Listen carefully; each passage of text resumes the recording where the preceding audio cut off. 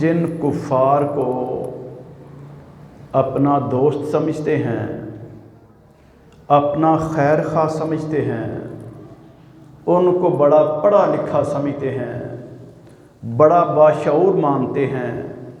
سمجھتے ہیں کہ انہوں نے بڑی ترقی کر لی ہے، یہ بڑے کامیاب ہو گئے ہیں، ان کی عقل بڑی کمال کی ہے، ان کے دماغ بڑے شاندار ہیں، انہوں نے تو چاند اور ستاروں کو مسخر کر لیا، یہ دنیا کی باریک سے واقف ہو گئے، انہوں نے دنیا کو مسخر کرتے ہوئے پوری دنیا پر بڑے احسانات کیے۔ یہ ساری ہماری سوچیں اس وقت غلط ثابت ہوتی ہیں جب وہ قرآن کے خلاف کی خباثت کرتے ہیں۔ پیارے پیغمبر جناب محمد رسول اللہ صلی اللہ علیہ وسلم کے خلاف جب وہ کوئی خباثت کرتے ہیں، خاکے بنا کے، توہین آمیز بیان جاری کر کے، اور قرآن کریم کے ساتھ مشرکین مکہ نے وہ کام نہیں کیا، وہ جو جاہل ترین تھے، جن کے بارے میں متفق ہیں کہ وہ جہالت کا دور تھا، ان کو یہ جسارت نہ ہوئی کہ وہ قرآن کے اوراق کو آگ لگائیں۔ اور یہ جو اپنے آپ کو مہذب سمجھتے ہیں، حقیقت میں بد کردار، بد اخلاق، جاہل، گوار، قابض، لٹیرے، چور، ڈاکو، دنیا کے جتنے سخت الفاظ ہیں وہ سارے اکٹھے کر لیے جائیں،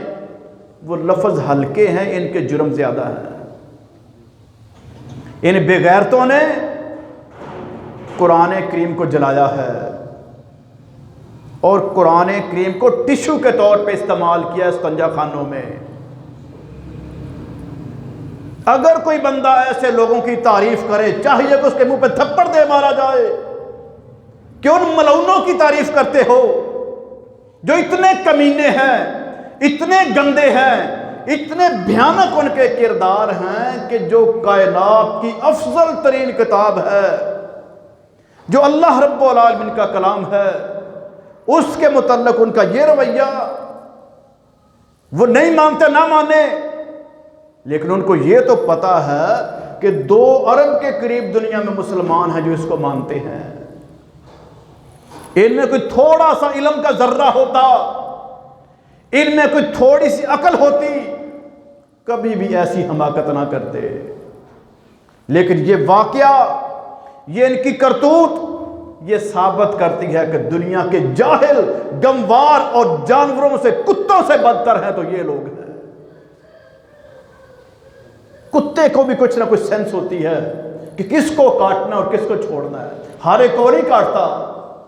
یہ ایسے کتے ہیں جو بولوں سے بدتر ہیں، جیسے بولا کتا ہوتا ہے نا، ہلکا کتا، پہچان ختم ہو جاتی ہے۔ حالانکہ ان ملکوں کے اندر بھی تو مسلم رہتے ہیں نا، Sweden, Denmark, Norway, Finland, یکے بعد دیگرے، یہ مسلسل 2-3 سالوں میں یہ پلانوں کے ساتھ کرتوتیں کر رہے ہیں۔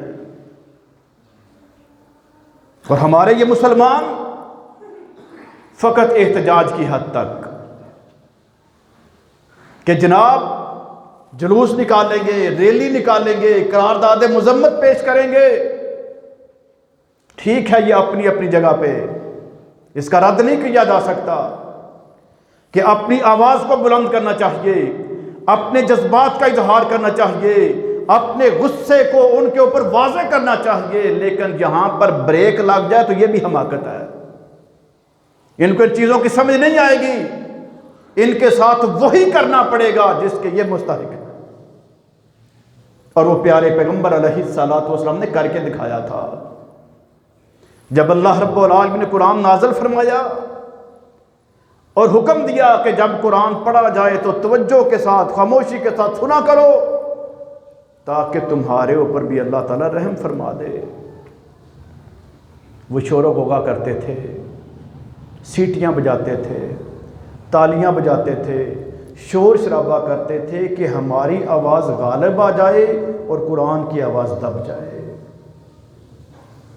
یہ کام تھے مشرکین مکہ کے، اس دور کے یہودیوں عیسائیوں کے بھی یہی کام تھے،